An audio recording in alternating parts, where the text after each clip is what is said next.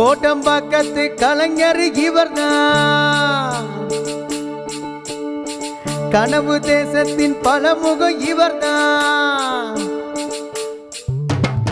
பத்திரிகையாலே திரைத்துறை புகுந்தார், மண்ணின் வாசனையை திரையினில் தந்தார். படக்கதை எழுதி அடப்படமாக்கி அரிதாரம் பூசி பல வேடம் கட்டி திரைவுணம் எழுதி அதை பதிவாக்கி வரலாறு சொல்லி பலம் வருகின்றார்.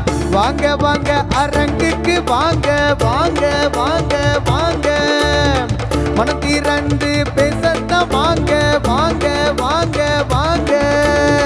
சித்ரா லட்சுமணன் ஐயா வாங்க, சித்திரம் போல கதை சொல்ல வாங்க.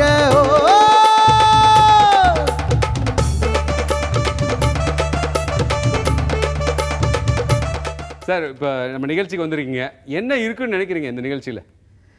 நீங்கள் இருக்கிறதுனால நிகழ்ச்சி நல்லா இருக்குன்னு நினைக்கிறேன், அதுதான் ரொம்ப முக்கியமான விஷயம்.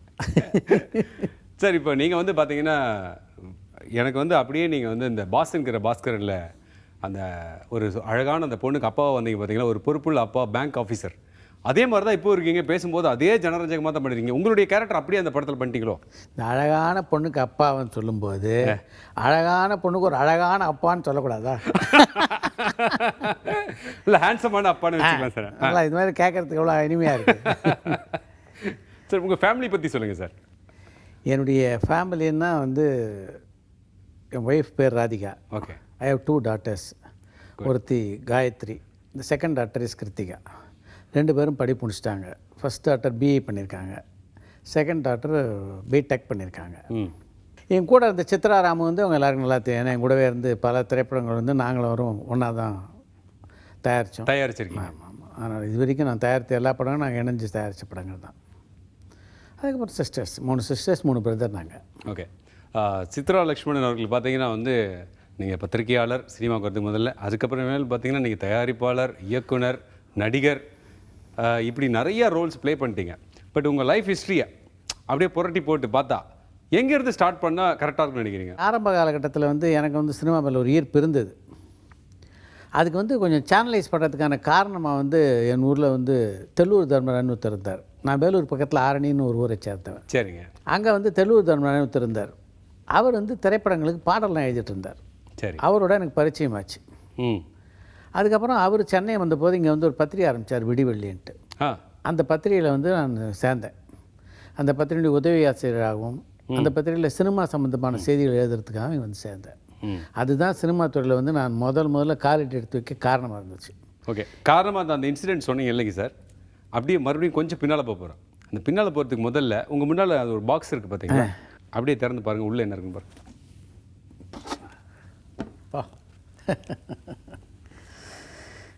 இது வந்து நான் சொன்னேன்ல ஆரணின்னு ஊரில், அந்த ஊரில் வந்து சுப்பிரமணிய சுவாமி கோயில் இருக்குது.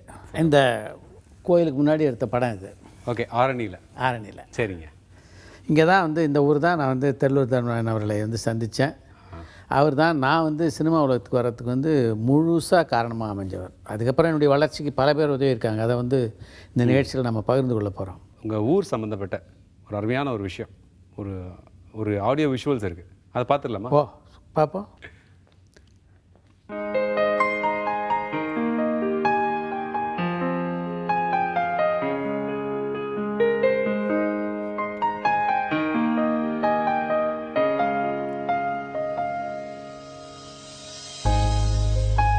இது வந்து நான் படித்த பள்ளி வெங்கடேஸ்வரா ஹைஸ்கூல்னு. ஆமாம், அதே தான், வேலூரில் உள்ள பள்ளி. அப்போல்லாம் வந்து +2லாம் கிடையாது, எஸ்எல்சி தான். அது படித்து முடித்த பிறகு வந்து இந்த எஸ்எல்சி கிட்ட நான் வரும்போது என்னுடைய தந்தை இறந்துட்டார்.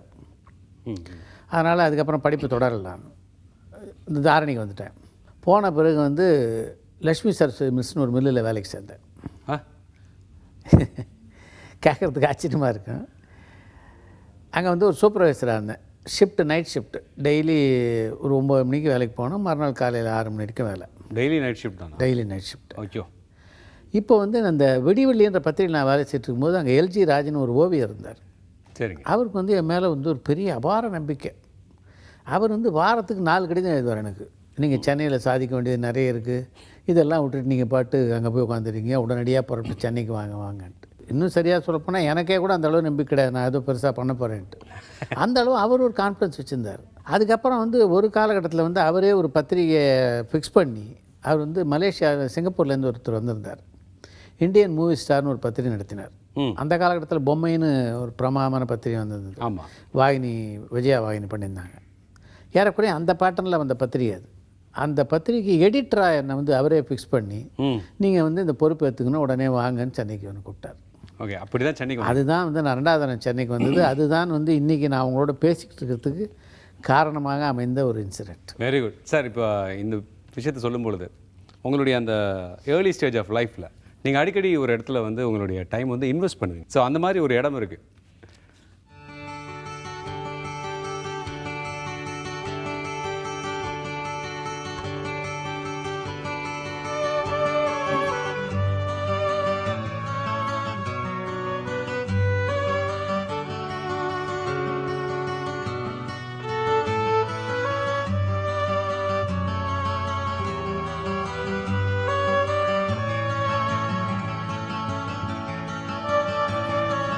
சென்னையில் என்னுடைய பல நாள் வாழ்க்கை வந்து பத்திரிகையாளனாக தான் கழிஞ்சது. அதுக்கு முக்கிய காரணம் இந்த நூலகம் தான் சொல்லணும். ஏன்னா சின்ன வயசில் வந்து இந்த படிப்பு முடிஞ்ச பிறகு வந்து பார்த்திங்கன்னா பெரும்பாலும் வந்து ஒரு நாளில் 8 மணி நேரத்தை இந்த நூலகத்தில் தான் கழிப்பேன். நான் படிச்சுக்கிட்டே இருப்பேன். பலதரப்பட்ட புத்தகத்திலாம் படிப்பேன் நான். அதுக்கு பிறகு வந்து ஏதோ என்னாலையும் கொஞ்சம் எழுத முடிஞ்சது. இப்போ வந்து அதுக்கப்புறம் தொடர்ச்சியாக பார்த்திங்கன்னா இப்போ வந்து 80 ஆண்டு கால தமிழ் சினிமான்னு ஒரு புத்தகத்தை கூட நான் எழுதியிருக்கேன். ஓகே, அதுக்கெல்லாம் காரணமாக அமைஞ்சது வித்திட்ட இடம்னா இந்த நூலகங்கள் தான் சொல்லணும். இங்கேயும் சரி, ஆரணியில் உள்ள நூலகமும் சரி, இதெல்லாம் என்னுடைய பொழுதை வந்து பெரும்பாலும் நான் கழித்த இடங்கள். ஓகே, ஸோ சென்னைக்கு வந்தீங்க, அங்கேருந்து அப்படியே ஒரு பத்திரிகையாளராக வந்தீங்க, சென்னைக்கு வந்தீங்க. சென்னைக்கு வரும்பொழுது இந்த இண்டஸ்ட்ரிக்குள்ளே நுழையும் போது உங்களுடைய நண்பர்களை யாராவது ஞாபகத்துக்கு வராங்களா டக்குன்னு? ஃபஸ்ட்டு என்னை வந்து ரொம்ப சினிமாவில் ஆதரித்தவர் வந்து ஏவிஎம் ராஜன். அவர் வந்து மோர் தென் எ ஃப்ரெண்ட் டு மீ. அதுக்கப்புறம் ஜெய்சங்கர் இஸ் லைக் பிரதர். அதாவது நான் அந்த படத்துக்கு ஒன்றால் உங்களுக்கு ஜெய்சங்கர் நானும் இருந்த ஒரு ஃபோட்டோ பார்த்தீங்கன்னா, அதாவது அவர் ஒரு இடத்துல படுத்துட்டு இருப்பார், அவர் மடி மேலே தலை வச்சு நான் படுத்துட்டு இருப்பேன். இது நாங்கள் வந்து ஆக்சுவலாக அவர் நடிகர், நான் ஜேர்னலிஸ்டாக இருந்தால் உறவுன்னா கூட அந்த அளவு பழக்கம். அவர் லைஃப்பில் வந்து ஒரு மேஜர் டிசிஷன்ஸ் எல்லாம் நம்மளை கேட்காம செய்யவே மாட்டார். அந்த அளவுக்கு அதுக்கப்புறம் நாங்கள் க்ளோஸ் ஆகணும். அதற்கு பிறகு வந்து இங்கே வந்து கதாசிரியர் மா ராமச்சந்திரன் ஒருத்தர் இருந்தார். சரிங்க, அவர் தான் தெலுங்கு தர்மனுடைய க்ளோஸ் நண்பர். ஓ ஓகே. அதனால் அவர் மூலம் ஜி ராமகிருஷ்ணன்ற இயக்குனருடைய அறிமுகம் எனக்கு கிடச்சிது. அதுக்கப்புறம் ஜி ராமகிருஷ்ணனுடைய நண்பர் முக்தா சீனிவாசன் அவர் அறிமுகம் பண்ணார். ஷூட்டிங்கெல்லாம் நான் வந்து செய்தி சேகரிக்க போகும்போது யூஸ்வலாக வந்து டைரக்டரில் விட அசிஸ்டன்ட் டைரக்டர்கிட்ட தான் அந்த செய்திகள் வந்து அதிகமாக கேட்பாங்க ஜேர்னலிஸ்ட்டு.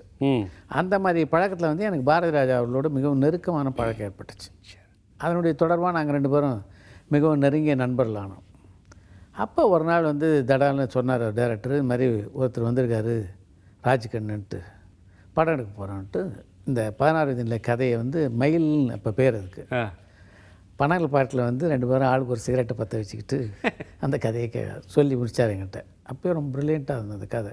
சார், இப்போ அப்படியே உங்கள் நண்பர்களை பற்றி, உங்களுடைய ஆரம்ப காலத்தில் இந்த இண்டஸ்ட்ரியில் வந்த அந்த தொடர்புகளை பற்றியெல்லாம் சொல்லும்பொழுது உங்களுக்கு ரொம்ப வேண்டப்பட்ட ஒரு நண்பர், எங்களுக்கு ரொம்ப பிடிச்ச ஒருத்தர் தான் அவர், ஒரு விஷயம் சொல்லணும்னு ஆசைப்படுறார். வணக்கம். சித்ரா லக்ஷ்மணன் இண்டஸ்ட்ரிக்கு ரொம்ப பிடித்த நபர், எல்லாருக்கூடையும் அந்யோன்யமாக பழகும் நபர். முக்கியமான ஒரு சம்பவம் வந்து டிக் டிக்கிங்னு ஒரு படம். அந்த படத்தில் வந்து என்னென்னா டப்பிங்கெல்லாம் முடிஞ்சிருச்சு. கமலஹாசன் வந்து வேறு சனம் தேரி கசம்ட்டு ஏதோ ஒரு படத்துக்காக பாம்பேக்கு போயிட்டார். என்னுடைய கூட இருந்த அதர் அசிஸ்டன்ட் டைரக்டர் அதில் உள்ள சவுண்டு கிளிப்பிங் கமலஹாசனோட வாய்ஸை வந்து தொலைச்சா எனக்கு என்ன பண்ண. இப்போ கமலஹாசன் வந்து இப்போ மாதிரி நம்ம வந்து ஃபோன்லேயே இது ட்ராக்கிங் பண்ணாங்க, வாட்ஸ்அப்பில் ரெக்கார்ட் பண்ணி அனுப்புகிறாங்க, அதெல்லாம் கிடையாது அப்போது. அதனால் என்ன பண்ணுறதுன்னு தெரியாமல் நான் திணறிட்டு இருக்கிற நேரத்தில் சித்ரா லக்ஷ்மணன் வந்தார். டக்குன்னு ஒரு தாட்டு சித்ரா லக்ஷ்மணனை வச்சு நம்ம கமலஹாசன் வாய்ஸை நம்ம இவரை வச்சு எடுப்போம்னா சித்ரா லக்ஷ்மணன் பயப்படுறாரு, கமலுக்கு தெரிஞ்சால் கொன்றுவார். இல்லை அதெல்லாம் ஒன்றும் முடியாது, நாங்கள் பண்ணியே ஆகணும்னு சொன்னோன்னே நான் சித்ரா லக்ஷ்மணன் கழுத்தை அப்படி வச்சு அமுக்கி அந்த வாய்ஸை பேச வச்சு கமலஹாசன் மாதிரியே பேசினார். அது ஒரு லைன் தான், பட் இன்றைக்கும் எங்கள் இயக்குனர்களுக்கு கூட தெரியாது இந்த விஷயம். இன்றைக்கும் படத்தில் அந்த ஒரு வாய்ஸ் இருக்குது. ராதாவும் கமலஹாசனும் சந்திக்கிற ஒரு சீனில் ஒரு லைன் கமலஹாசன் வாய்ஸில் சித்ரா லட்சுமணன் பேசியிருக்காரு. சித்ரா, உங்களுக்கு நினைவு இருக்கா அந்த விஷயம்? சூப்பர். இந்த இன்சிடெண்ட்டே ரொம்ப வித்தியாசமான இன்சிடென்ட். எனக்கு தெரிஞ்ச லைஃப்பில் கமல்ஹாசனுக்கு பின்னணி கொடுத்த முதல் ஆள் நான் தான் நினைக்கிறேன் தமிழில். அதான் தெலுங்குல எஸ்பி வர சொன்னேன் பல படங்கள், அதனால தான் சொன்னேன். மனோபாலா பொறுத்த வரைக்கும் வந்து எங்கள் வீட்டில் ரொம்ப நெருங்கிய நண்பர். ரொம்ப நாங்கள் வந்து இது வந்து நாங்கள்லாம் இருந்தது பார்த்திங்கன்னா ஏறக்குறைய எனக்கு வந்து காலேஜ் அனுபவம் இல்லை. அது வந்து பாரதிராஜா யூனிட்டில் தான் காலேஜாக வச்சுக்கிறேன் நான். ஏன்னா அவரே ஒரு சர்வகலாசாலை தான். அங்கே நான், ரங்கராஜன், மனோபாலா, என் மணிவண்ணன் எல்லாரும் பார்த்திங்கன்னா எல்லோரும் பேச்சுலர்ஸு. எல்லாம் ஒன்றா அப்படியே அட்லாண்டிக் ஹோட்டலே தான் இருப்போம். மிலிட்ரி மாதிரி எப்போ வேணாலும் யார் சட்டை யார் மாட்டுறான்னு தெரியாது, யார் பண்ணி யார் மாட்டுறான்னு தெரியாது, மாட்டிட்டு அப்படி கிளம்பி போயிடும். இன்னும் சரியாக சொல்லப்போனால் அது ஒரு சுகமான காலம். ஓகே சார், இந்த சுகமான காலம் அப்படின்னு சொன்னீங்க இல்லைங்களா, அது சம்மந்தமாக ஒரு ஃபோட்டோ ஒன்று இருக்குது உள்ள. ஃபோட்டோ வா அப்படியே எங்களுக்கும் காட்டுங்க சார். எங்கே இந்த படங்கள்லாம் உங்களுக்கு கிடச்சிது? நம்ம ரிசர்ச் டீம், மனம் திரும்பிய ரிசர்ச் டீமுடைய ஹார்ட் ஒர்க். இல்லை, பெரிய விஷயந்தான் இது. இது வந்து மண் வாசனை ஸ்டில்ல நான் எடுத்துகிட்டு இருக்கிறது வந்து நான் எடுக்கிறது வந்து தமிழ் திரையுடைய இன்றைக்கு வந்து ஒரு முக்கியமான ஒரு கதாநாயகியான ரேவதி. ஓகே. அவள் பக்கத்தில் வந்து ஸ்ரீலதான்னு இன்னொரு நடிகை. அதில் வந்து மண்வாசலில் ஒரு முக்கியமான பாத்திரம் நடித்தாங்க. பக்கத்தில் இருக்கிறது அவங்க அம்மா. இப்போது உங்களோட நண்பர் ஒருத்தர், அதாவது அவர் நடிக்கிறதுக்கு நீங்கள் தான் ஒரு முக்கியமான காரணமாக இருந்திருக்கீங்க. அவர் வர சொல்லவா? Welcome sir.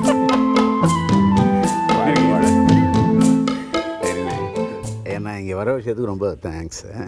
80s நாங்கள் வந்து கவிதாலயா கம்பெனி ஆரம்பித்தோம். பாலச்சந்தர் சாரோட கம்பெனி அது. நான் அதில் எக்ஸிக்யூட்டிவ் ப்ரொடியூசர். அப்போ தான் சித்ராவை முதல் பார்க்குறேன். அவர் வந்து ரஜினி படத்துக்கு நாங்கள் ராதாவை ஹீரோயினாக புக் பண்ணியிருக்கோம். ராதாவோட டேட்ஸ் எல்லாம் அப்போ வந்து அவ்வளோ கஷ்டம். சித்ரா வந்து இப்போது ராதா, அம்பிகா அவங்களுடைய டேட்ஸ் எல்லாம் பார்த்துக்கிறாரு. சம்பளம் அது நிர்ணயம் பண்ணிக்கிறதுலாம் இவர் மனசு வச்சா தான் நடிக்க முடியும்னு வச்சுங்களேன். எனக்கும் ஷூட்டிங் டேட்லாம் வச்சாச்சு. முத்துராமன் சார் டைரக்டருக்கு ஒரு நாளைக்கு இவரை சந்தித்து, இது மாதிரி ரஜினி இந்த தேதியெலாம் கொடுத்துருக்காருங்க, நீங்கள் எப்படியாவது அந்த தேதிக்கு மேட்ச் பண்ணி ராதாவை நடிக்க வைக்கணும்னு சொல்லி அது ஆரம்பம். அதுக்கப்புறம் வந்து பார்த்திங்கன்னா கிட்டத்தட்ட நாங்கள் வந்து ஒரே காலகட்டத்தில் சினிமாவுக்கு வந்து டிஃப்ரெண்ட் இதாக நுழைஞ்சவங்க. நான் வேறு மாதிரி, அவர் வந்து பத்திரிகை உலகத்துலேருந்து வந்தவர். அப்போ ஆரம்பித்த எங்கள் நட்பு வந்து இது வரைக்கும், பிகாஸ் ஒரு ஒண்டர்ஃபுல் ஹியூமன் பீயிங். சார், இப்போ நீங்கள் நடிக்கிறதுக்கு எங்கேயாவது ஹிண்ட் கொடுத்தாரா, இல்லை அப்படியே டேரெக்டாக வந்து சொல்லிட்டாரா? எப்போ? இல்லை அது எப்படின்னா, சார் உங்கள் ஃபேஸ் வந்து ஏதோ ஒரு மோல்டு, அதில் எல்லா உணர்ச்சிகளும் வரும், நீங்கள் முயற்சி பண்ணுங்கன்னாரு. இது காசாக படமா? ஏன்னா காசு வேறு யாரோ கொடுக்குறாங்க, முயற்சி பண்ணணுன்னு பண்ணேன். அது பழித்து ஒரு 40-50 படங்கள் வித்தியாசமான கேரக்டர்ஸ் இது பண்ண. அதாவது ஒரு தன்னம்பிக்கையை கொடுக்கணும் இல்லையா ஒருத்தருக்கு, வந்து நம்மளால் முடியுமான்ட்டு. ஏன்னா நாம் வந்து ஒரு நாடகத்துலேருந்தோ அல்லது எந்த ஒரு பேக்ரவுண்ட்லேருந்து வந்தால் பரவாயில்ல. நான் இருந்தது கம்ப்ளீட்டாக அவுட் அண்ட் அவுட் வந்து ப்ரொடக்ஷன், ப்ரொடியூசர் அந்த லெவலில் இருக்கும்போது நீங்கள் நடிக்க முடியும்னு சொல்லி நமக்கு வந்து ஒரு உற்சாகத்தை கொடுத்தார். அதாவது உங்கள் சார் வந்து ஒரு பிஸி ஸ்கெடியூல் வந்து உங்களுக்கு வந்து நான் இந்த விஷயத்தை பார்த்து உங்களுக்கு விஷ் பண்ணிட்டு போகணுங்கிறதுக்காக வந்திருக்கார் நடராஜ். என்னுடைய தருணங்கள், பல தருணங்கள் வந்து என் கூட வந்து துணையாக நின்றதோடு மட்டும் இல்லை, என்னுடைய வாழ்க்கையில் வந்து நான் உயரத்துக்கு பல காலகட்டங்களில் வந்து காரணமாக இருந்தவரும் கூட மிஸ்டர் நடராஜன் அவர்கள். அந்த வகையில் வந்து I am very much thankful team. வந்து எப்போவுமே சொல்லிக்கிட்டே இருப்பேன் அவர்கிட்ட. சித்ரா லட்சுமணன் சார், உங்களுடைய நண்பர் வந்து உங்களுக்கு வாழ்த்தில் சொல்லிட்டு போனார். நீங்கள் நிறைய மெமரிஸ் எல்லாம் ரீகலெக்ட் பண்ணீங்க, ரொம்ப சூப்பராக இருந்தது.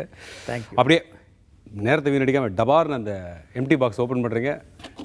ஓகே, இவர் தான் நான் இவ்வளோ நேரம் சொன்னால எல்ஜி ராஜினி என் மேலே என்னை விட அதிகமாக நம்பிக்கை வச்சவர்னு. ஓ, அவர் தான் இவர். இந்த ஃபோட்டோ எங்கே பிடிச்சிங்கன்னு தான் எனக்கு தெரியல. ஆக்சுவலாக எங்கிட்டே ஒரு ஃபோட்டோ இல்லை. நிஜமாக பெரிய விஷயம் இது. நான் வந்து முன்னாலேயே உங்களுக்கு சொன்ன மாதிரி இன்றைக்கி உங்களோட பேசிகிட்டு இருக்க அளவுக்கு வந்து ஓரளவுக்கு எதை வளர்ந்துருக்கேன் அப்படின்னா அதுக்கு ஒரு முக்கிய காரணமாக இருந்தவர். என்னுடைய வாழ்க்கையில் ஒரு காலகட்டத்தில் வந்து தசை திருப்பி விட்டவர் வந்து எல்ஜி ராஜ் தான். அவர் மிகப்பெரிய நல்ல ஓவியர், அதை விட மிக நல்ல நண்பர். எல்லாருக்கும் ஏதாவது ஹெல்ப் பண்ணுறோம் அப்படின்னு நினச்சிக்கிட்டே இருப்பார். எப்போ பார்த்தாலும் பார்த்திங்கன்னா சில மனிதர்களுக்கு தான் அந்த குணங்கள் அமையும். கட்டாயம். அதாவது மற்றவங்களை ஊக்குவிக்கிறதுன்றது பாருங்கள், அது ஒரு பெரிய விஷயம். அதுக்கு வந்து பெரிய ஒரு பெருந்தன்மையான மனசு வேணும். அந்த மனசுக்கு சொந்தக்காரர் வரும். அந்த மனசுக்கு சொந்தக்காரர் சம்மந்தப்பட்ட ஒருத்தருங்க வர்றார். ஓ, வர சொல்லாமா? யார்?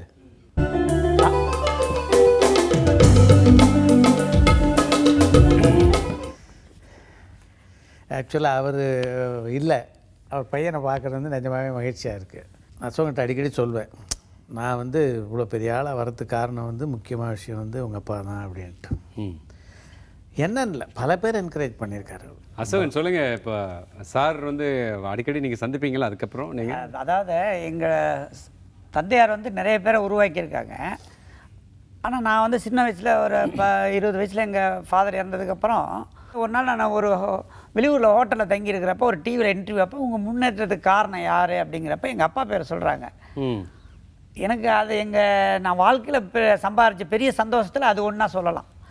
ஏன்னா இன்றைக்கி எவ்வளோ ஹெல்ப் பண்ணாலும் மறந்துடக்கூடிய காலத்தில் என்றைக்கோ கிட்டத்தட்ட 71 72 நினைக்கிறேன் நான், அவ்வை சண்முகம் சாலையில் இந்தியன் மூவி ஸ்டார்னு ஒரு பத்திரிக்கை. அது அதில் வந்து நான் வந்து சின்ன பையன், அண்ணெல்லாம் வந்து அங்கே எங்கள் அப்பாவோட கொஞ்சம் பெரிய போஸ்ட்டில் இருந்தாங்கன்னு நினைக்கிறேன் நான். அது நான் தான் எடிட்டர். அது எங்கள் ஃபாதர் வந்து ஒரு ஆர்டிஸ்ட் தான். அதெல்லாம் நான் பார்த்துருக்கேன். பட் என்ன நடந்துச்சு தெரியாது. இவங்க வந்து பாராட்டி அப்பப்போ என்ன வந்து ஒரு நாள் நான் பாக்கெட் நாவல் அசோகன் அப்படின்னோடனையும் அப்படியே பார்த்தேன். அப்புறம் எல்ஜி ராஜ் சன் அப்படின்னு, ஐயோ சாரி உட்கார் அப்படின்ட்டு. ஆக எங்கள் அப்பாவோட ஞாபகத்திலே தான் இருக்காங்கிறதுனால எனக்கு பிடிச்சமான ஒரு அதாவது நன்றிக்குரியவர்கள்ங்கிற இதில் யாருன்னு முடியாதுன்னா இவரை சொல்லலாம். நம்ம சொல்ல வேண்டிய அவசியமே கிடையாது. இப்போ வந்து இப்போ நீங்கள் இவர் வந்து பேசினோடனே உங்களுடைய முகத்தில் வந்து அந்த நினைவுகள்லாம் அப்படியே ரீகலெக்ட் பண்ணிகிட்டே இருந்தீங்க. அது மட்டும் என்னால் முக்கியமான விஷயம் என்னென்னா, அது நிறைய நடிகருடைய அப்பாலாம் சொல்லியிருக்காங்க இந்த இன்டர்வியூலாம் பார்த்தீங்கன்னா, நான் நடிகனான்னு ஆசைப்பட்டேன், முடியல, என் பையன் பெரிய நடிகனை சாதிச்சான்னு. அது மாதிரி எல்ஜி ராஜுடைய கனவே அசோகம் பண்ணியிருக்காங்க. Super sir.